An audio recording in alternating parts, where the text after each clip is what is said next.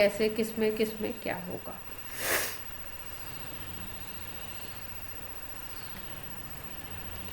Covalent character को अगर हम लोग बात करें तो कोवेलेंट कैरेक्टर में हमने cation size, anion size, charge, इन सब की बात कर ली। दूसरा एक और बात की जाती है, कोवेलेंट कैरेक्टर अगर किसी कंपाउंड में ज़्यादा हो रहा है तो इसका मतलब आयनिक कैरेक्टर उसमें कम हो जाएगा, और अगर आयनिक कैरेक्टर ज़्यादा है तो कोवेलेंट कम हो जाएगा, मतलब दोनों इन्वर्सली प्रोपोर्शनल चले। फिर एक क्वेश्चन आपसे पूछा जाता है सॉल्युबिलिटी पे, कुछ कंपाउंड्स दे देंगे और सॉल्युबिलिटी पे क्वेश्चन दे दिया जाएगा, तो उसमें आप क्या देखोगे? अगर आयनिक और कोवेलेंट, आयनिक कंपाउंड है सारे, तो उसमें आप देखोगे कोवेलेंट कैरेक्टर कैसा है। तो अगर सॉल्युबिलिटी की बात की जाए तो कोवेलेंट कैरेक्टर आप देख रहे हो तो कोवेलेंट कैरेक्टर के इन्वर्सली प्रोपोर्शनल होती है सॉल्युबिलिटी। इसका मतलब क्या है कि अगर आपका कोवेलेंट कैरेक्टर बढ़ रहा है तो सॉल्युबिलिटी डिक्रीज होगी। सी लिख देते कोवेलेंट कैरेक्टर को। अगर ये इंक्रीज हो रहा है तो सॉल्युबिलिटी डिक्रीज हो जाएगी, और कोवेलेंट कैरेक्टर अगर डिक्रीज हो रहा है तो सॉल्युबिलिटी इंक्रीज होगी, अपोजिट चलता है। और यही बात अगर आयनिक कैरेक्टर की कर लो, जिसको आईसी लिख दो अगर आप, तो ये दोनों डायरेक्टली प्रोपोर्शनल होते हैं। आयनिक कैरेक्टर बढ़ाओगे तो सॉल्युबिलिटी बढ़ेगी, आयनिक कैरेक्टर घटाओगे तो सॉल्युबिलिटी भी घटेगी। मतलब ये दोनों डायरेक्टली प्रोपोर्शनल है और ये दोनों कैसे हैं? Inversely proportional. उसके बाद अगर बात की जाए कोवेलेंट कैरेक्टर अगर बढ़ा देते हो आप तो कोवेलेंट कैरेक्टर से क्रिस्टल स्ट्रक्चर नहीं बनता। आयनिक कैरेक्टर अगर कोई आयन बनाता है तो क्रिस्टल स्ट्रक्चर बनता है, और क्रिस्टल स्ट्रक्चर हार्ड होते हैं जिसकी वजह से उनका मेल्टिंग पॉइंट और बॉइलिंग पॉइंट ज़्यादा होता है। तो इसका मतलब अगर कोई कंपाउंड ऐसा है जिसमें आयनिक कैरेक्टर ज़्यादा है और कोई कंपाउंड ऐसा है जिसमें कोवेलेंट कैरेक्टर ज़्यादा है, तो आयनिक कैरेक्टर जिसमें ज़्यादा है उसका मेल्टिंग पॉइंट और बॉइलिंग पॉइंट ज़्यादा होने के चांसेस होंगे। तो कोवेलेंट कैरेक्टर और मेल्टिंग पॉइंट और बॉइलिंग पॉइंट को अगर हमें रिलेट करना हो तो हम लोग ऐसे रिलेट कर सकते हैं, कोवेलेंट कैरेक्टर ज़्यादा है तो मेल्टिंग पॉइंट, बॉइलिंग पॉइंट कम होगा, क्योंकि बॉन्ड कोवेलेंट हो गया, आयनिक कैरेक्टर डेवलप कम हुआ, तो आयनिक कैरेक्टर कम डेवलप होगा तो आयंस नहीं होंगे, तो स्ट्रॉन्ग फोर्स नहीं होंगे, तो क्रिस्टलाइन स्ट्रक्चर बनने के चांसेस कम होंगे, और क्रिस्टल कम बनेगा तो मेल्टिंग पॉइंट, बॉइलिंग पॉइंट लो होगा। क्लियर है बात? तो क्या क्या बातें याद रखनी है, क्या क्या क्वेश्चन फाइंस रूल से क्रिएट किए जा सकते हैं? एक तो सीधे सीधे आपसे पूछ सकते हैं कोवेलेंट कैरेक्टर और आयनिक कैरेक्टर को कंपेयर करना, तो किसी एक को भी कंपेयर कर लो तो दूसरे को आप बता सकते हो। जैसे लास्ट टर्न पे हमने NaCl, BaCl2, AlCl3 का एग्जाम्पल लिया था, तो इसमें हमने ये देखा कि NaCl और BaCl2 को अभी छोड़ दें, NaCl और AlCl3 को अगर केवल देख लो तो Na प्लस और Al+3 बन रहा था। यहाँ पे चार्ज ज़्यादा था, यहाँ पे चार्ज कम था। एक ही पीरियड के ये दोनों हैं, इसलिए इनका साइज अप्रॉक्सी सेम होता है, तो साइज वाले फैक्टर को हम छोड़ देते हैं। चार्ज वाले फैक्टर को अगर देखोगे तो +3 वाले का चार्ज ज़्यादा है, तो ये ज़्यादा पोलराइज करेगा, तो इसका कोवेलेंट कैरेक्टर इसमें ज़्यादा होगा और इसमें कोवेलेंट कैरेक्टर कम होगा। अब इसी क्वेश्चन में अगर सॉल्युबिलिटी की बात पूछ ली जाती, इसी क्वेश्चन में अगर आपसे मेल्टिंग पॉइंट, बॉइलिंग पॉइंट की बात पूछ ली जाती, तो आप क्या बताते कि यहाँ पे क्योंकि चार्ज ज़्यादा था इसलिए कोवेलेंट कैरेक्टर ज़्यादा डेवलप हो गया, और कोवेलेंट कैरेक्टर अगर ज़्यादा डेवलप हो गया Al वाले कंपाउंड में तो इसमें आयनिक कैरेक्टर कम होगा, और जिसमें भी आयनिक कैरेक्टर कम होता है उसका मेल्टिंग पॉइंट, बॉइलिंग पॉइंट कम होगा, उसकी सॉल्युबिलिटी कम होगी। तो इसका मतलब melting point, boiling point, solubility सब आयनिक कैरेक्टर के डायरेक्टली प्रोपोर्शनल होंगे।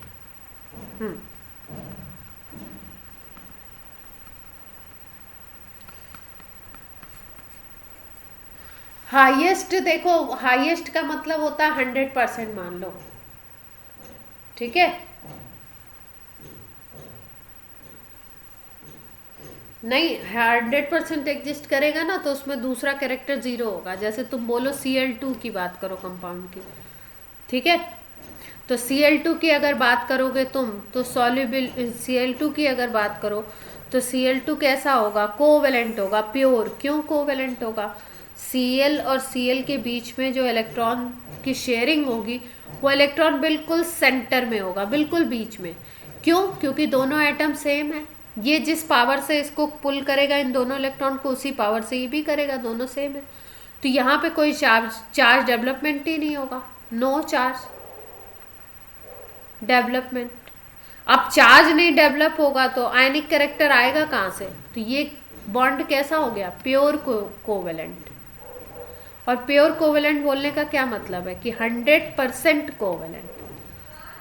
अब 100% कोवेलेंट हो गया, इसका मतलब 0% आयनिक कैरेक्टर। बात समझ आई? हम्म हम्म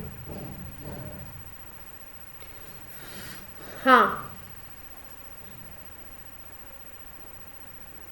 कोवेलेंट कैरेक्टर की बात कर रहे हो? नहीं तो इसका जो वो है ना, इसका मेज़र नहीं किया गया है, क्योंकि मेज़रमेंट कभी आता नहीं है। ठीक है, एक्सपेरिमेंटल चीज़ है ये। हालांकि फॉर्मूला हम लोग यूज़ करते हैं, डाइपोल मोमेंट को यूज़ करके हम कैरेक्टर निकालते हैं ये, लेकिन इसका कोई यूज़ नहीं है हमारे लिए। ठीक है, समझ गए? एक्सपेरिमेंटल चीज़ है ये। बस हमको ये देखना है किस में कोवेलेंट ज़्यादा, किस में आयनिक ज़्यादा। कंपेरेटिव क्वेश्चन आते हैं हमारे, कंपेरेटिव क्वेश्चन बनते हैं। हायर लेवल तक भी आयनिक कैरेक्टर और इनको कैलकुलेट नहीं किया जा सकता, इसलिए ये मैं नहीं बता पाऊंगी कि किस में ज़्यादा है, किस में ज़्यादा। कम बता देंगे, कंपेयर कर लेंगे, बट कितना किस में हाईएस्ट है वो नहीं बता पाऊंगी। समझ गए? हाँ, अभी करेंगे। ठीक है, तो बात करते हैं कंपैरिजन की। क्वेश्चन ले लेते हैं अच्छा सा। देखो, कुछ और कंडीशंस हैं, जैसे एक कंडीशन होती है, ये इंपॉर्टेंट है, पूछा जाता है, उसको बोलते हैं पीएनजीसी। पीएनजीसी का क्या मतलब है? देखो, स्यूडो नोबल गैस कॉन्फ़िगरेशन। देखो, किसी के भी आउटर शेल में अगर 18 इलेक्ट्रॉन आपको दिखते हैं, कोई भी ऐसा आयन आपको दिखाई दे रहा है जिसके आउटर शेल में कितने इलेक्ट्रॉन दिख रहे हैं? 18 इलेक्ट्रॉन। तो इसको हम बोलते हैं स्यूडो नोबल गैस कॉन्फ़िगरेशन, पीएनजीसी। और इस कॉन्फ़िगरेशन का अगर कोई भी आपको मिलता है तो उसमें उसकी पोलराइजिंग पावर हाई हो जाती है।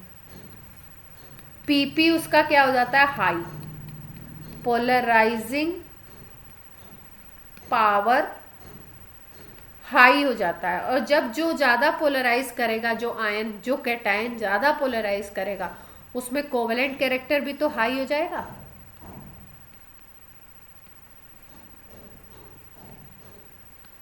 ठीक है, और अगर कोवेलेंट कैरेक्टर हाई हो गया, मान लो कोवेलेंट कैरेक्टर 85% हो गया, तो आयनिक कैरेक्टर अपने आप 15% हो जाएगा।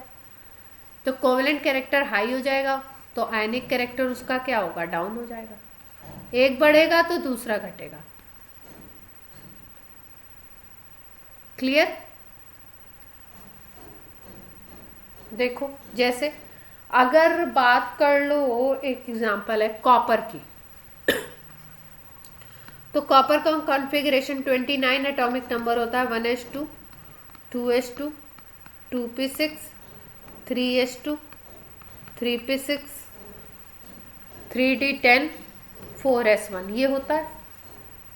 अब अगर कॉपर से कॉपर +1 बनता है तो एक इलेक्ट्रॉन निकलना है, +1 का मतलब एक इलेक्ट्रॉन निकलेगा। इलेक्ट्रॉनिक कॉन्फ़िगरेशन की मुझे अलग से क्लास लेनी पड़ेगी, तो मैं लेती हूँ। देखो, संडे को प्लान कर दूंगी, जिनको नहीं आता है उनको बता दूँ। 4s1 हो गया ना, तो आउटर शेल से इलेक्ट्रॉन निकलता है तो ये 4s1 वाला गायब हो जाएगा। तो 1s2, 2s2, 2p6, 3s2, 3p6 और 3d10 बन गया। अब आउटर शेल ये है थर्ड वाली, तो इसमें अगर इलेक्ट्रॉन देखो तो 2 + 6 + 10 18 हो गए, देख पा रहे हो सब लोग। तो 18 इलेक्ट्रॉन का बन गया आउटर शेल। इसका मतलब ये क्या बन गया, स्यूडो नोबल गैस कॉन्फ़िगरेशन, पीएनजीसी बन गया। और पीएनजीसी जैसे ही बनेगा वैसे ही इसकी पोलराइजिंग पावर क्या हो जाएगी, पीपी क्या हो जाएगा, हाई हो जाएगा। और पीपी जैसे ही हाई होगा वैसे ही कोवेलेंट कैरेक्टर क्या होगा, इसमें हाई हो जाएगा। ठीक है। अब आप बोलोगे Cu+ को लेकर के हम कंपेयर किसको कर रहे हैं, कंपेयर कर रहे हैं, देखिए अगर हम ले लें कोई सॉल्ट ऐसा जिसमें K+ बन रहा है, ठीक है, तो K+ को अगर देखो आप तो पोटेशियम का होता है 19, तो पोटेशियम के लिए हम लिखते हैं 1s2 2s2 2p6 3s2 3p6 4s2 और क्या लिखते हैं 3D में कितना लिखते हैं इसके लिए 3D में कुछ लिखेंगे,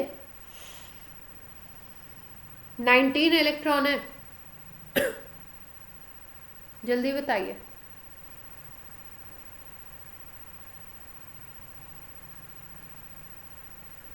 यहां तक 18 हो गए, फिर यहाँ पे 4s1 आ जाएगा ना,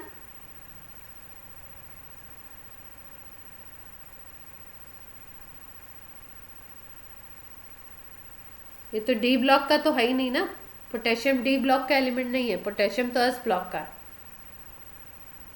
तो कितने इलेक्ट्रॉन हो गए टोटल, 19 हो गए क्या, देख लो चेक कर लो, ये 10 हो गए और ये हो गए आपके 8 9, ठीक है। तो 4s1 हो गया। अब पोटेशियम प्लस अगर कर दो +1 तो 4s1 वाला गायब हो जाएगा, तो ये बन जाएगा। तो आउटर शेल में कितने हो गए, 8 इलेक्ट्रॉन हो गए। तो यहाँ पे आउटर शेल में 8 इलेक्ट्रॉन है, ठीक है, स्टेबल कॉन्फ़िगरेशन है, ये भी स्टेबल है, लेकिन यहाँ पे आउटर शेल में क्या बन गया 18 इलेक्ट्रॉन, स्यूडो नोबल गैस बन गया। तो K+ का कोई सॉल्ट है और Cu+ का सॉल्ट है, तो इसमें कोवेलेंट कैरेक्टर किस में ज़्यादा होगा, Cu+।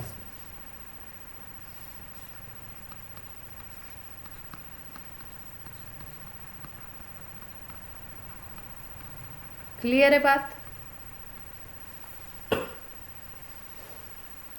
इसमें अब हम लोग याद रखेंगे 2-3 चीज़ें, जैसे एक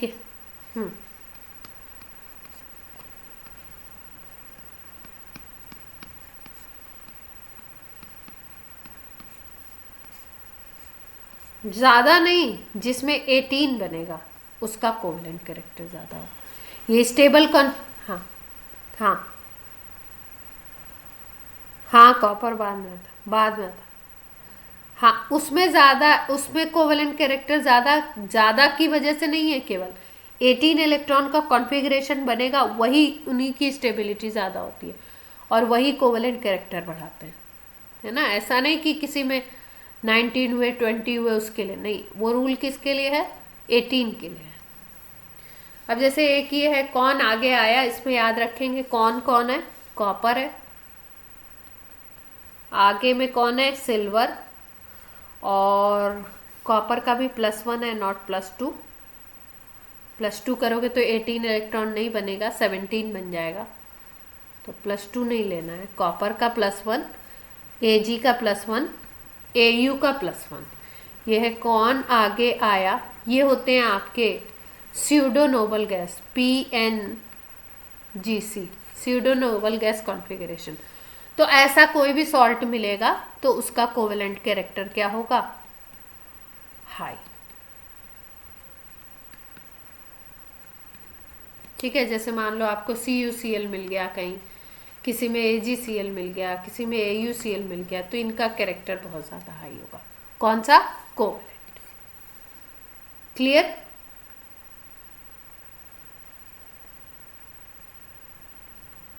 एक और है आपका जिंक का +2, कैडमियम का +2, मरकरी का +2, ठीक है।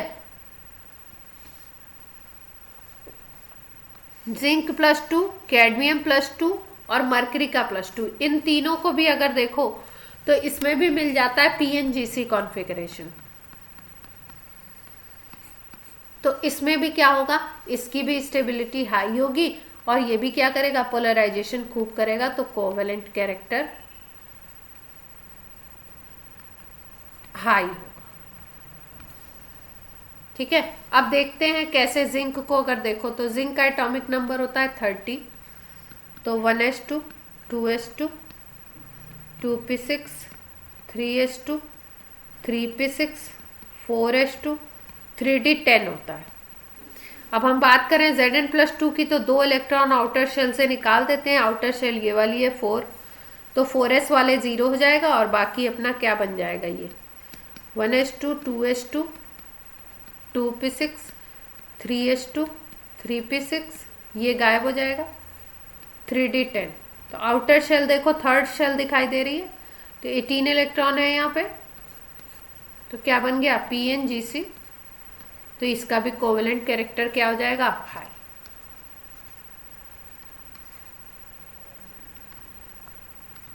क्लियर।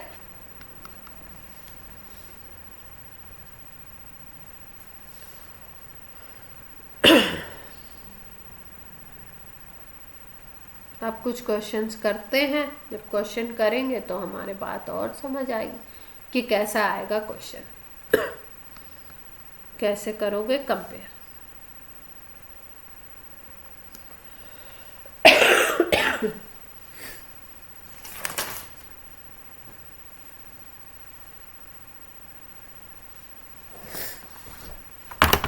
एग्जाम्पल ले लो,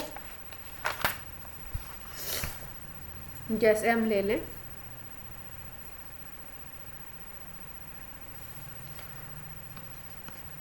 CaF2 दिया हुआ है, CaCl2 दिया हुआ है, CaBr2 दिया हुआ है हमारे पास, और CaI2 दिया हुआ है। ठीक है, 3 दिए हुए हैं।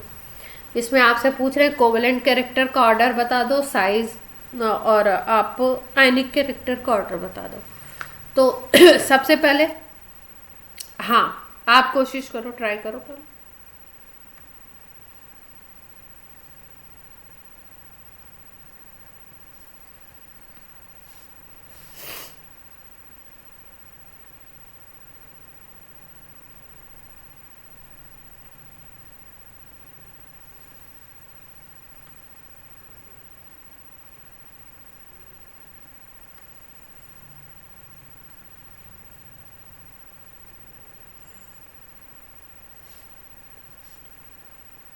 मैं बताऊं, अब चेक करिएगा।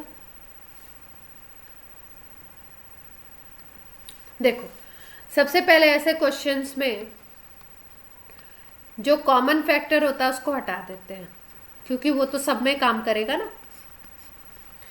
कैल्शियम है यहाँ पे भी,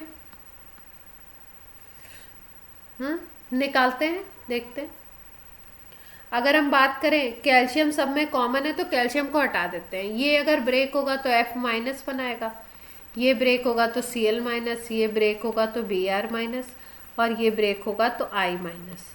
बाकी तो इसमें भी कैल्शियम +2 बनेगा, इसमें भी कैल्शियम +2, कॉमन फैक्टर को हटा दिया हमने।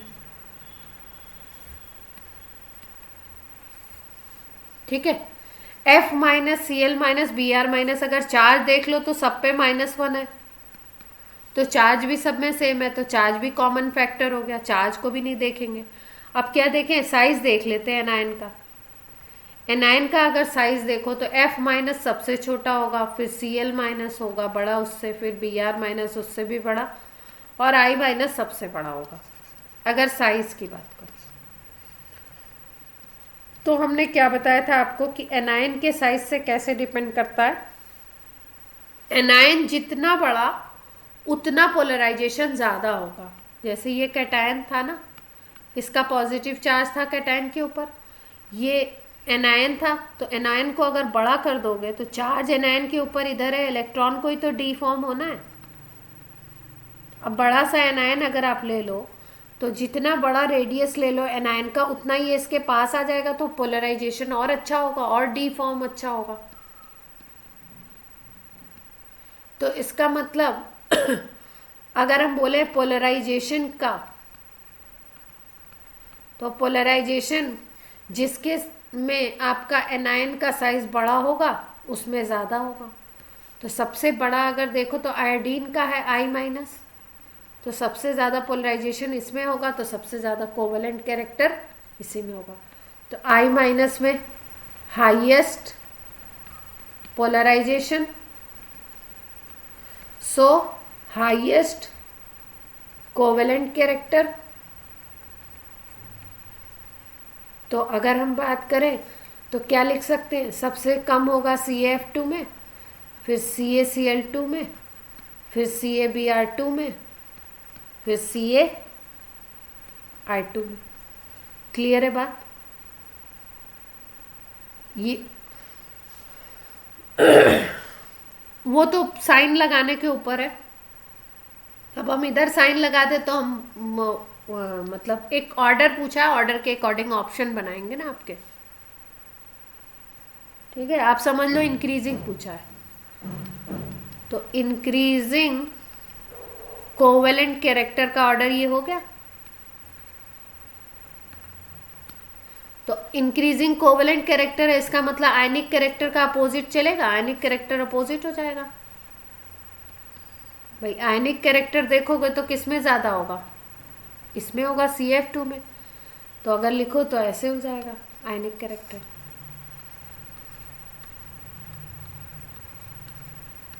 सबसे ज़्यादा आयनिक कैरेक्टर CF2 में हो जाएगा। क्लियर है बात? दोनों अपोजिट चलेंगे। एक अगर आपको पता है तो दूसरे का आप ऑर्डर आराम से लिख सकते हो। नेक्स्ट क्वेश्चन पे मूव करें। NaCl, MgCl2, AlCl3, SiCl4, 4 दिए हुए हैं आपको और बोल रहे हैं मेल्टिंग पॉइंट बताओ। मेल्टिंग पॉइंट ऑर्डर, किसका सबसे कम, फिर उससे ज़्यादा किसका, उससे ज़्यादा किसका, ऐसे बता रहे हैं। ट्राई करेंगे।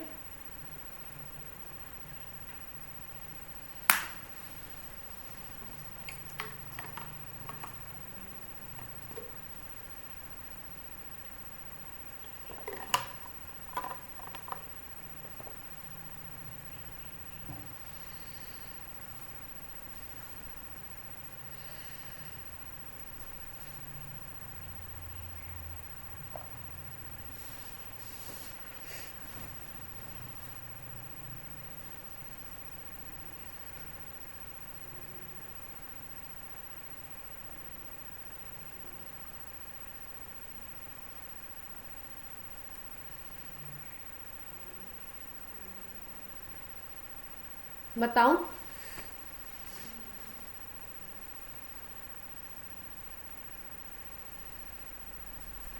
देखो ये ब्रेक होगा तो क्या बनाएगा, Na+Cl-, ये ब्रेक होगा तो Mg+2Cl-, ये ब्रेक होगा तो Al+3Cl-, ये ब्रेक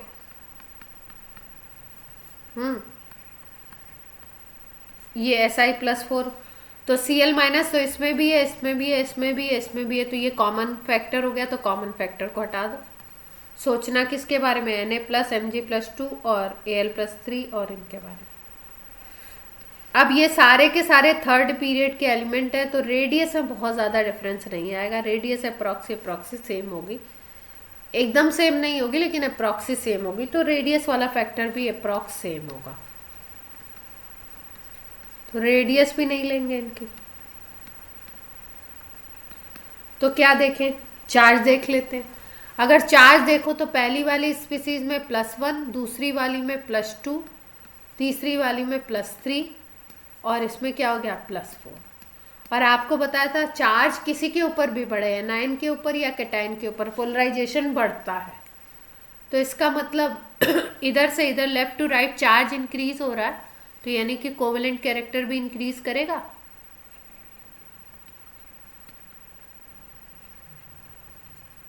चार्ज बढ़ रहा है तो पोलराइजेशन बढ़ेगा,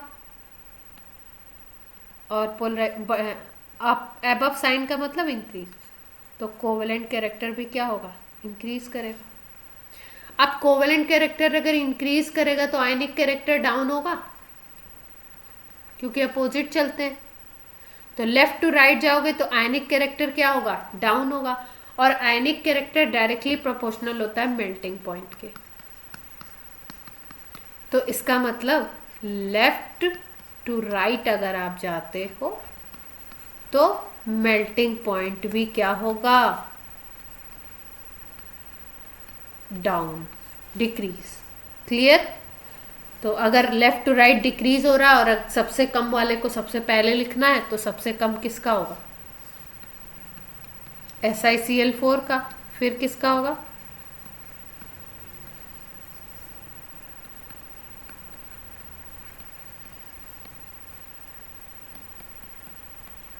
तो ये हमने किसका लिखा, क्या लिखा, MP का ऑर्डर। मेल्टिंग पॉइंट, क्योंकि आयनिक कैरेक्टर सबसे ज्यादा इसमें था इसलिए मेल्टिंग पॉइंट सबसे क्या हो गया, आयनिक कैरेक्टर सबसे कम SiCl4 में था इसलिए उसका मेल्टिंग पॉइंट भी सबसे कम होगा। NaCl में आयनिक कैरेक्टर आपका ज़्यादा है, कोवेलेंट कैरेक्टर कम है, तो NaCl में मेल्टिंग पॉइंट सबसे ज़्यादा। क्लियर। ठीक है। और यही अगर सॉल्युबिलिटी पूछ लेता तो भी यही ऑर्डर आता। तो ऐसे क्वेश्चंस को कर लेंगे आप लोग।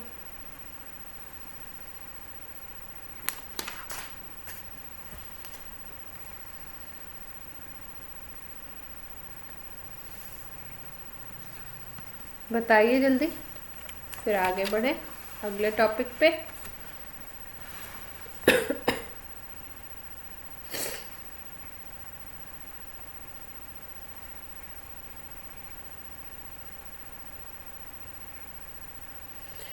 क्वेश्चन है ZnCl2, CaCl2, CdCl2, CuCl। इसमें पूछ रहे हैं which has highest covalent character. Last वाला CuCl।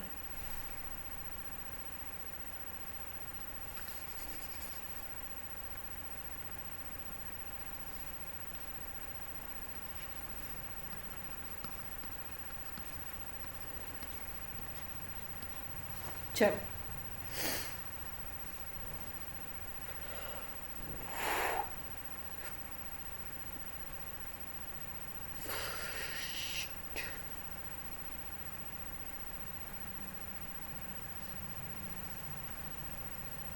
चलिए बताइए।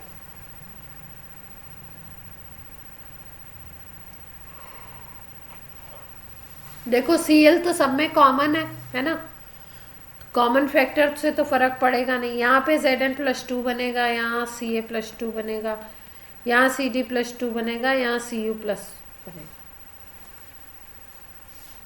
देख पा रहे हो सब लोग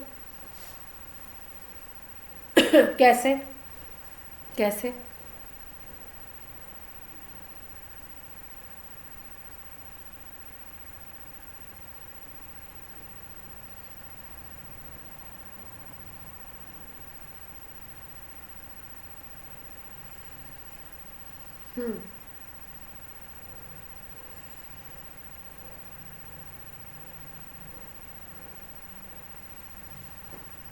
देखो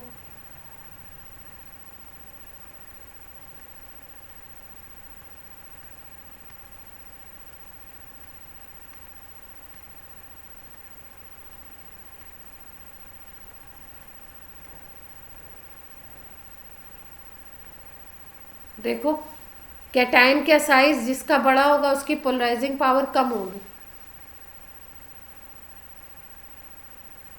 अपोजिट है। देखो कैटायन साइज कोवेलेंट कैरेक्टर के इनवर्सली प्रोपोर्शनल है, देख पा रहे हो।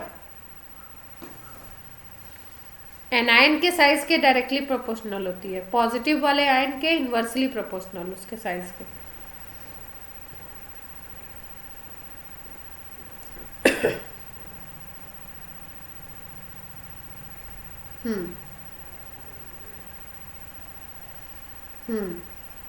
सबसे कम पूछा ही नहीं है, सबसे ज्यादा पूछा है। चलो क्या? कैसे?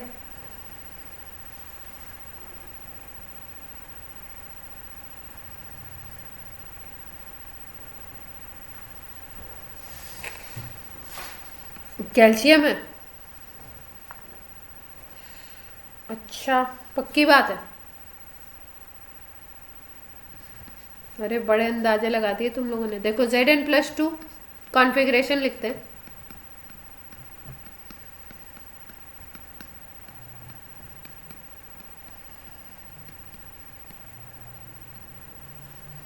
ये देखो Zn+2 3D10 बन रहा है, देख पा रहे हो? ठीक है। और Ca+2 का देख लो, कॉन्फ़िगरेशन लिखते हैं पहले।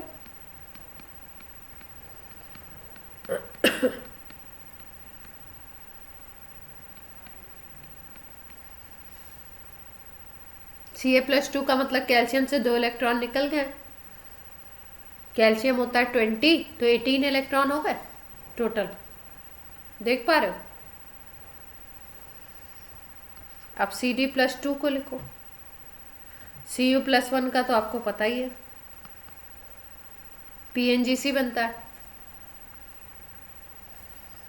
Cu+1 कितना होगा? 28, तो ये क्या बनता है?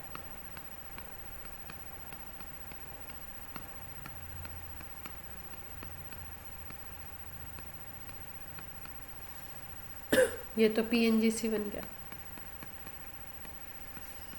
तो स्टेबिलिटी तो इसकी ज़्यादा होनी चाहिए, हाईएस्ट होना चाहिए ना, लेकिन और को भी देखते हैं।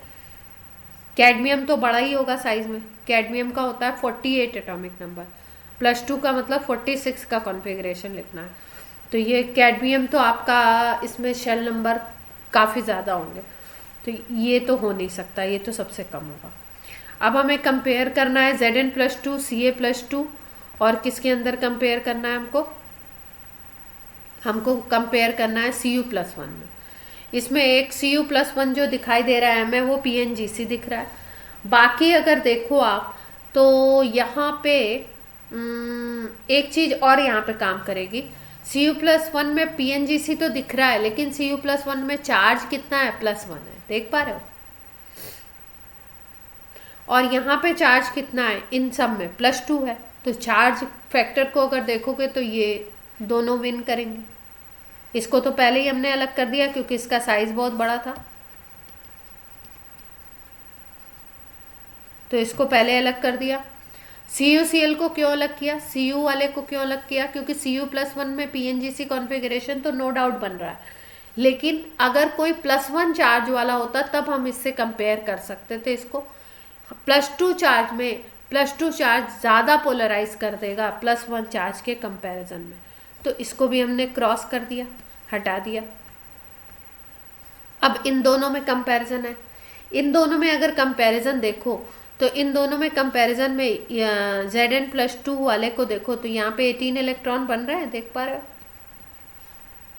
यहाँ पे तो आउटर शेल में 80 इलेक्ट्रॉन बन रहा है ना Ca+2 में, तो ये क्या बन गया? PNGC बन गया। 2 PNGC बने थे, लेकिन एक को हमने किस बेसिस पे हटा दिया? Cu+1 को। यहाँ पे जब K+1 से कंपेयर किया था तब Cu+1 को हमने क्या दिया था? ज़्यादा मार्क दे दिए थे। क्यों दे दिए थे? क्योंकि दोनों ही क्या थे? +1 चार्ज वाले थे, तो चार्ज दोनों में इक्वल थे, तो जिसमें PNGC बन गया उसको हमने कोवेलेंट कैरेक्टर में हाई बोल दिया। लेकिन जब चार्ज की बात आ जाएगी तो चार्ज भारी पड़ जाता है, ठीक है? तो चार्ज यहाँ पे इसमें +2 थे और Cu में +1 था, तो इसको हमने एलिमिनेट कर दिया। CD को साइज की वजह से एलिमिनेट कर दिया, इसका कोवेलेंट कैरेक्टर कम आएगा। यहाँ पे अगर देखो CaCl2 ZnCl2, तो एक में PNGC बन गया और एक में PNGC नहीं बना। चार्ज इक्वल है, एक ही ग्रुप के एलिमेंट है, एक ही पीरियड के एलिमेंट है, तो यहाँ PNGC फॉर्म हो गया, तो इसकी कोवेलेंट कैरेक्टर क्या हो जाएगा? हाई हो जाएगा।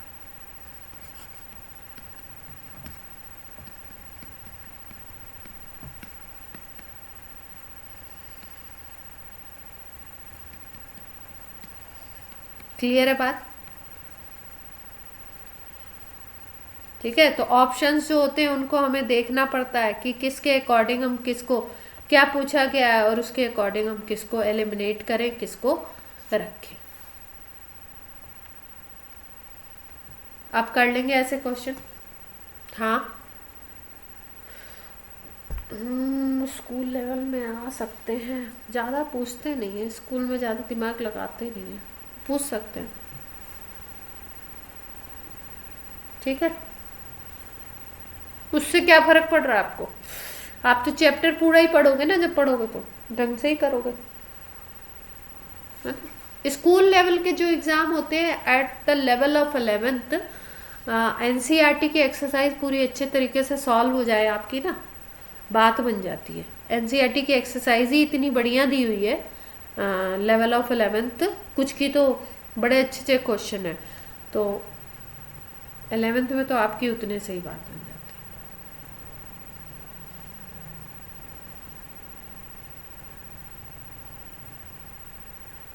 क्या केमिकल बॉन्डिंग हाफ ईयरली के लिए क्या पूछ रहे हैं हमसे?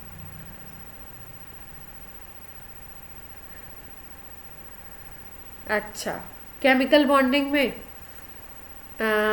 नेक्स्ट टर्न पे आपको पढ़ाएंगे हाइब्रिडाइजेशन, जरूर पूछा जाता है। हाइड्रोजन बॉन्डिंग जो आपको पढ़ा चुके हैं, जरूर पूछी जाती है। डाइपोल मोमेंट से कभी क्वेश्चन दे सकते हैं। ऑक्टेट रूल से क्वेश्चन दे देते हैं, कभी कभी एक्सेप्शन से दे देते हैं उसके, कभी कभी सीधे सीधे ऑक्टेट रूल 1 नंबर में पूछ लिया जाता है। और क्योंकि अभी आपका ऑब्जेक्टिव होने वाला है, तो ऑब्जेक्टिव में मोर और लेस अपने जो कॉम्पिटिटिव के जो इजीएस्ट क्वेश्चन बन सकते हैं वो दे सकते हैं। 11th का मुझे आइडिया नहीं है, ऑब्जेक्टिव होगा इतना सुना है।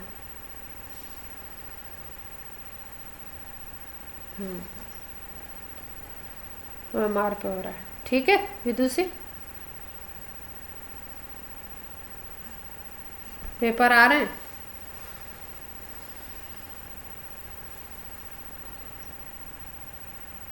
अच्छा, ठीक है, अच्छी बात है, पढ़ो खूब, खूब पढ़ो, खूब पेपर दो, ठीक है। चलो थोड़ा सा एक चीज़ और कर लेते हैं हम लोग, अभी थोड़ा सा टाइम है हमारे पास। अब हम लोग बात कर रहे हैं कोवेलेंट बॉन्ड जो बनता है ना, वो कैसे बनता है, कब बनता है, कब नहीं बनता है, ठीक है। तो क्या चीज़ होती है बेसिक अगर बात की जाए, तो दो एटम, सपोज ये H2 फॉर्मेशन होना है सपोज, ठीक है, इसकी ये कोवेलेंट बॉन्ड की VBT थ्योरी है, इसको बोलते हैं वैलेंस बॉन्ड थ्योरी, ठीक है। जैसे कौन सी थ्योरी किसने दी थी, लुइस कॉन्सेप्ट की अगर बात करो तो कोसेल एंड लुइस लैंगमुयर इन्होंने दिया था, ठीक है। VSEPR थ्योरी अगर बोलो तो गिलेस्पी ने दी थी, गिलेस्पी एंड नाइहोम दो नाम आते हैं, गिलेस्पी ने दी थी। VBT की अगर बात करो तो दो साइंटिस्ट थे, हिटलर एंड लंडन, और बाद में इसको डेवलप किया था पाउलिंग एंड स्लेटर ने, दो साइंटिस्ट थे। तो 1 नंबर में आपसे 11th में ये भी क्वेश्चन बनाया जा सकता है, कौन सी थ्योरी किसने दी थी। वैसे बनाएंगे नहीं, केमिस्ट्री में इतना कुछ पूछने को होता है कि ये साइंटिस्ट नहीं पूछने वाले। फिर MOT थ्योरी एक हम लोग पढ़ेंगे, ये दी थी मुलिकन ने, ठीक है, मॉलिक्यूलर ऑर्बिटल थ्योरी, इस केमिकल बॉन्डिंग की सबसे मॉडर्न थ्योरी है, मॉडर्नेस्ट बोल सकते हो। MOT, अब आप बोलोगे इतनी सारी थ्योरी देने का मतलब क्या था, इनका देने का मतलब ये था कि जैसे मान लो कोई बॉन्डिंग किसी मॉलिक्यूल में बताई जा रही है, जैसे हम H2 की बात कर रहे हैं, अब ऑक्टेट रूल दिया गया, तो ऑक्टेट रूल से बहुत सारे स्ट्रक्चर ऐसे थे जो नहीं बने, फिर VBT की बात की गई, फिर स्ट्रक्चर देखा गया, तो स्ट्रक्चर में कुछ चीज़ें आपकी नहीं डिस्कस हो पाई, तो VSEPR थ्योरी की बात की गई, जिसको हम लोग पढ़ चुके हैं लास्ट टर्म पे। फिर VSEPR थ्योरी से भी कुछ चीज़ें डिस्कस नहीं हुई, तो हाइब्रिडाइजेशन आ गया, हाइब्रिडाइजेशन के कॉन्सेप्ट से भी कुछ डिस्कस नहीं हुआ, मतलब कुछ चीज़ें तो पता लग गई, कुछ चीज़ों में फिर से साइंटिस्ट उलझे रहे, तो फिर से आपका MOT थ्योरी आ गया, लास्ट में आता है मॉलिक्यूलर ऑर्बिटल थ्योरी। तो बहुत सारे क्वेश्चंस उससे सॉल्व हो जाते हैं, और ये जो टॉपिक है इतने वास्ट है कि अभी भी कुछ ना कुछ क्वेश्चंस बने ही रहते हैं और उन पर काम चलता रहता है, समझ गए।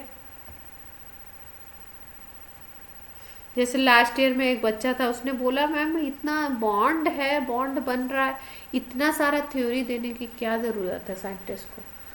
तो बोले भाई यही कारण है कि कोई चीज़ फेल हो जाती है। 4 एग्जाम्पल एक्सप्लेन हो गए, एक मॉलिक्यूल आ गया सामने नहीं एक्सप्लेन हो रहा, फिर दूसरा कोई आ गया नहीं एक्सप्लेन हो रहा, तो फिर दूसरी थ्योरी ढूंढनी पड़ती है। ऐसे काम चलता है। तो केमिस्ट्री में ज़्यादातर चीज़ें क्या होती हैं कि पहले आपके सामने रिजल्ट आता है, उसके बाद उसका एक्सप्लेनेशन होता है। जैसे 12th में हम लोग रिएक्शन मैकेनिज्म पढ़ेंगे, है ना, रिएक्शंस कैसे हो रही हैं, उनका इंटरनल किस तरीके से हो रहा है, तो उसमें पहले रिजल्ट आ जाता है साइंटिस्ट के बारे में पास, फिर सोचते हैं साइंटिस्ट कि अच्छा ये हुआ कैसे होगा। अगर ये प्रोडक्ट बनाए, ए और बी मिलके सी बना रहे हैं, डी नहीं बना रहे हैं, सी बना रहे हैं, तो ये कैसे हुआ होगा। और किसी और कंडीशन में हो सकता है ए और बी टेम्परेचर चेंज कर दो तो डी बना दे, तो उस समय क्या हुआ होगा, उसके अकॉर्डिंग चलता है रिएक्शन मैकेनिज्म। तो पहले रिजल्ट आता है, फिर सोचा जाता है अच्छा भाई ये रिजल्ट आया तो क्यों आया। तो हम लोग बात कर रहे हैं वीवीटी थ्योरी की। इसमें कोवेलेंट बॉन्ड में बनता है, और कोवेलेंट बॉन्ड बनता कैसे है, क्या क्या चीज़ें होती हैं। जैसे मान लो H2 मॉलिक्यूल का फॉर्मेशन होना है, तो एक हाइड्रोजन एटम है, इसके पास एक इलेक्ट्रॉन है, और एक दूसरा हाइड्रोजन एटम, इसके पास एक इलेक्ट्रॉन है, दोनों गैसियस हैं। ये क्या होता है, एक दूसरे के पास आते हैं, और जब पास आते हैं तो इनका जो ये इलेक्ट्रॉन है ना, ये भी पास आता है धीरे धीरे। ये जो ग्राफ दिखाया गया बड़ा इंपॉर्टेंट ग्राफ है, कभी कभी ग्राफ से उठा के क्वेश्चन दे देते हैं, जेई में बना देते हैं। क्या होता है, जैसे जैसे ये पास आते जाते, देखो इधर डिस्टेंस दिखाया गया, इधर पोटेंशियल एनर्जी दिखाई गई है। यहाँ पे 0 है एनर्जी, यहाँ पे एनर्जी पॉजिटिव है, और यहाँ पे एनर्जी निगेटिव है। ठीक है, जैसे जैसे ये पास आ रहे हैं, यहाँ डिस्टेंस ऑफ सेपरेशन है, यहाँ पे डिस्टेंस दिखाया गया, इंटरन्यूक्लियर डिस्टेंस। इंटरन्यूक्लियर डिस्टेंस का मतलब है कि डिस्टेंस बिटवीन न्यूक्लियस।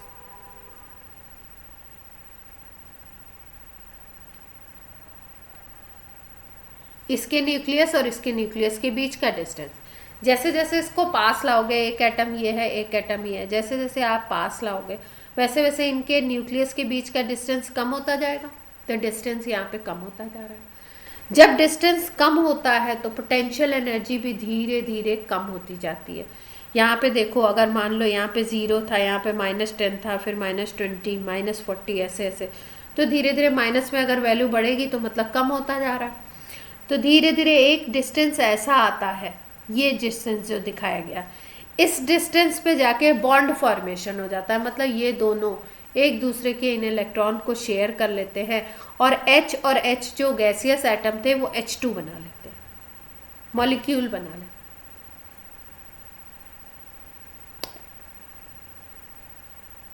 कुछ पढ़ाया हो?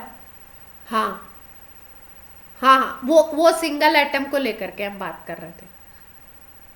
ठीक है, यहाँ पे हम लोग क्या बात कर रहे हैं, मॉलिक्यूल फॉर्मेशन कैसे होता है। डिस्टेंस धीरे धीरे धीरे धीरे कम होता गया, एक डिस्टेंस ऐसा आया जिस पे बॉन्ड फॉर्मेशन हो गया। अच्छा भाई, बॉन्ड फॉर्मेशन बनेगा कैसे, और ये जो एटम है ये और ये, इनके बीच में क्या अट्रैक्शन फोर्स ही होगा, क्या रिपल्शन फोर्स होगा, किस किस तरीके के फोर्स काम करेंगे, इसकी हम लोग थोड़ी सी बात कर लेते हैं कि यहाँ पे अगर बात करो तो कैसा कैसा फोर्स काम करें।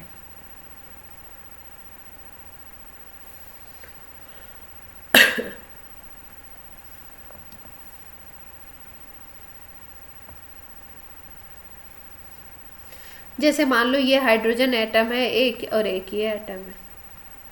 ठीक है, तो एटम में क्या होगा, एक न्यूक्लियस होगा बीच में, न्यूक्लियस पॉजिटिव चार्ज वाला होता है, और बाहर क्या होगा, इलेक्ट्रॉन होगा। ये भी हाइड्रोजन है तो इसमें भी एक क्या होगा, न्यूक्लियस होगा पॉजिटिव चार्ज वाला, और यहाँ पे इलेक्ट्रॉन होगा। यही तो होगा, सब लोग एग्री कर रहे हैं। अब देखो इनके बीच में कौन कौन से फोर्सेस काम करेंगे। अगर इस इलेक्ट्रॉन और इस इलेक्ट्रॉन को देखो तो इस पे दोनों पे नेगेटिव चार्ज है, तो इनके बीच में रिपल्शन होगा, repulsion between electron of both atom.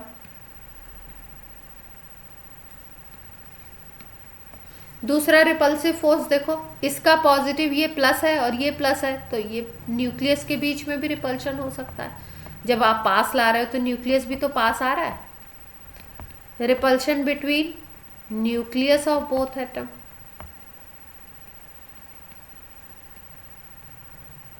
अब अट्रैक्शन देखो, अट्रैक्शन फोर्स कहाँ पे होगा? अट्रैक्शन फोर्स होगा इसका इलेक्ट्रॉन और इसके न्यूक्लियस के बीच में अट्रैक्शन लगेगा, ये पॉजिटिव है ये नेगेटिव। इसका न्यूक्लियस और इसके इलेक्ट्रॉन के बीच में भी अट्रैक्शन लगेगा, तो attraction force between nucleus of one atom and electron of other atom। Clear है यहां तक बात? तो जब H एटम धीरे धीरे एक दूसरे के पास आना स्टार्ट करते हैं तो शुरुआत में क्या होता है? शुरुआत में रिपल्शन बहुत लगता है, repulsion force high at initial stage. फिर धीरे धीरे क्या होता है? फिर अट्रैक्टिव फोर्स हावी होने लगता है उसके ऊपर, अट्रैक्टिव फोर्स इंक्रीज करता है धीरे धीरे। कभी भी जब अट्रैक्टिव फोर्स इंक्रीज करेगा, तो अट्रैक्टिव फोर्स इंक्रीज अगर करेगा तो दोनों एक दूसरे के साथ आना चाहेंगे, दोनों एटम्स, और धीरे धीरे एक डिस्टेंस ऐसी आएगी जहां पे आकर के उस डिस्टेंस पे बॉन्ड फॉर्मेशन हो जाएगा। तो ये जो दोनों के न्यूक्लियस के बीच की डिस्टेंस है, जो इतनी डिस्टेंस है न्यूक्लियस के बीच की, पहले डिस्टेंस इतनी थी, यहाँ से शुरू हुआ था, दोनों पास आना यहाँ से शुरू किए थे, फिर धीरे धीरे डिस्टेंस यहाँ पे आ गई। इतनी ये जो डिस्टेंस है, जब बॉन्ड फॉर्म हो जाता है उस डिस्टेंस को हम बोलते हैं बॉन्ड लेंथ, क्योंकि अब बॉन्ड फॉर्म हो गया। अब इनके न्यूक्लियस को एक बार बॉन्ड बन गया, इनके न्यूक्लियस को और ज़्यादा पास लाओगे ना तो फिर रिपल्शन स्टार्ट हो जाएगा और मॉलिक्यूल ब्रेक हो जाएगा। तो इस स्टेज पे क्या किया जाता है? इस स्टेज पे मॉलिक्यूल जब बन जाता है तो फिर उसके बाद और अंदर और पास नहीं आते हैं एटम्स, एक बार मॉलिक्यूल जब फॉर्म हो जाता है। क्लियर है इतनी बात? अब ग्राफ से क्या पूछते हैं? ग्राफ से पूछते हैं ये जो डिस्टेंस है ये क्या है? बॉन्ड लेंथ है। फिर उसके बाद पूछते हैं कि ये जो डिस्टेंस धीरे धीरे आप कम करते जा रहे हो तो एनर्जी में क्या डिफरेंस आ रहा है? पोटेंशियल एनर्जी धीरे धीरे कम होती जा रही है और एक डिस्टेंस ऐसा आया जिस पे कि बॉन्ड फॉर्म हो गया। अब इस पे जो एनर्जी होगी उसको हम बोलेंगे बॉन्ड एनर्जी। इस बॉन्ड लेंथ की डिस्टेंस पे जब एटम्स आ गए, बॉन्ड क्रिएट हो गया, तो उस पर जो एनर्जी रिलीज होगी, वहाँ पे एनर्जी निकलती है, तो इस एनर्जी रिलीज को हम बोलते हैं बॉन्ड एंथैल्पी। कभी भी जब बॉन्ड फॉर्म होता है तो स्टेबिलिटी बढ़ती है सिस्टम की, और कहीं पे भी अगर आप ध्यान रखो कि स्टेबिलिटी और एनर्जी इन्वर्सली प्रोपोर्शनल होते हैं। मतलब एनर्जी कम होगी तो स्टेबिलिटी बढ़ेगी, अगर एनर्जी बढ़ेगी तो स्टेबिलिटी कम होगी। बॉन्ड फॉर्मेशन एक प्रोसेस है जिसमें स्टेबिलिटी बढ़ती है, सिस्टम स्टेबल होता है। तो क्या होता है? एनर्जी कम होती है। एनर्जी कम कैसे होगी? ये जो एनर्जी है बॉन्ड एनर्जी, ये रिलीज होगी, बाहर निकलेगी, तो सिस्टम की एनर्जी अपने आप डाउन हो जाएगी और स्टेबल सिस्टम बन जाएगा। क्लियर है बात? हाँ, अब आप बोलोगे ये जो 435.8 दिया हुआ ये क्या है ना?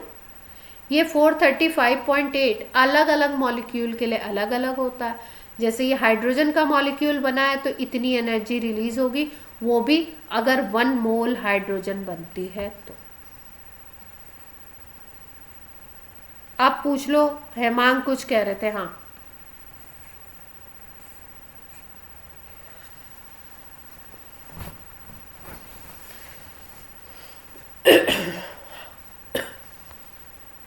वहाँ उस टाइम पे बॉन्ड फॉर्म होगा और जितनी एनर्जी रिलीज होगी उस एनर्जी के अमाउंट को हम बोलेंगे बॉन्ड एनर्जी। ठीक है? मतलब उस मॉलिक्यूल को अगर ब्रेक भी करोगे ना तो उसका अगर 1 मोल आप ब्रेक करते हो तो आपको उतनी एनर्जी मिलेगी। ठीक है? बॉन्ड एनर्जी को दो तरीके से डिस्कस करते हैं। एक हम बोलते हैं कि उस बॉन्ड के 1 मोल को ब्रेक करो तब आपको कितनी एनर्जी मिल रही है, और उस बॉन्ड के 1 मोल फॉर्मेशन होने में कितनी एनर्जी रिलीज होती है उस सिस्टम से, उसको भी बोलते हैं। क्लियर? अब ये 435 जो वैल्यू है ये अलग अलग मॉलिक्यूल के लिए अलग अलग होती है, ये हाइड्रोजन गैस के लिए दिया हुआ है। सबको इतना बात क्लियर है? अब बोलते हैं कि जैसे हाइड्रोजन बन गया, अब अगर बोलो तो H2 तो बन गया, He2 क्यों नहीं बना? अगर आपसे पूछा जाए He2 क्यों नहीं बनता, हीलियम के भी 2 मॉलिक्यूल एटम को ले आओ और करा दो एक दूसरे के पास करो, और धीरे धीरे एक डिस्टेंस ऐसा मिले जिसमें बॉन्ड बन जाए, He2 बन जाए। तो He2 नहीं बनता है। इसका क्या रीज़न है? देखो, हीलियम में क्या होता है, हीलियम में 2 इलेक्ट्रॉन होते हैं, 1s2 होता है। इस हीलियम में भी 1s2 होगा, ठीक है, क्योंकि एटॉमिक नंबर 2 है। तो ये स्टेबल सिस्टम होता है। अब इसमें क्या हो गए, 2-2 इलेक्ट्रॉन हो गए। ये जब 2-2 इलेक्ट्रॉन वाला स्टेबल सिस्टम एक दूसरे के पास में लाया जाता है ना, तो यहाँ पे क्या होता है कि यहाँ पे अट्रैक्टिव फोर्स ज़्यादा बढ़ नहीं पाते हैं। रिपल्सिव फोर्स जितने ज़्यादा बढ़ते हैं जब पास लाते हो आप, तो रिपल्सिव फोर्स हाई रहता है, मतलब रिपल्शन ज़्यादा होता है इन कंपैरिजन टू अट्रैक्शन। तो जब अट्रैक्शन फोर्स लगेगा तभी तो मॉलिक्यूल बनेगा, तभी तो वो पास आएंगे। जब रिपेल होते रहेंगे तो कहाँ से बनेगा मॉलिक्यूल? क्लियर है बात? नहीं करेगी ना, कहाँ डायटोमिक बनता है क्या? He2 नहीं बनता, और कोई भी नहीं बनता है डायटोमिक। ठीक है, तो अगर इसके लिए ग्राफ बोला जाए तो इसके लिए ग्राफ हम लोग कैसा ड्रॉ कर सकते हैं? He2 के लिए अगर बात की, देखो अपना जो एग्ज़ाम है उसको एनसीईआरटी को फोकस करते हुए बड़े हाई लेवल के क्वेश्चन बनाए जाते हैं, तो इसलिए एनसीईआरटी में कुछ भी है तो उसको अपन को छोड़ना नहीं। अगर आप बात करो पोटेंशियल एनर्जी की और इंटर न्यूक्लियर डिस्टेंस की हीलियम के लिए, तो वहाँ पे क्या कहानी होती है, वहाँ पे जैसे जैसे डिस्टेंस को हम लोग डाउन करते हैं पोटेंशियल एनर्जी बढ़ती जाती है। ठीक है, डिस्टेंस इधर जा रहा है, पोटेंशियल एनर्जी ऊपर जा रही है, मतलब इंक्रीज कर रही है। P इंक्रीज करता है एज डिस्टेंस इंक्रीजेस। ये किसका केस है? He2 का, हीलियम के लिए अगर He2 बनाना चाहो, इसलिए ये नहीं बन पाता है, और H2 के लिए ये फॉर्मेशन हो जाता है। क्लियर?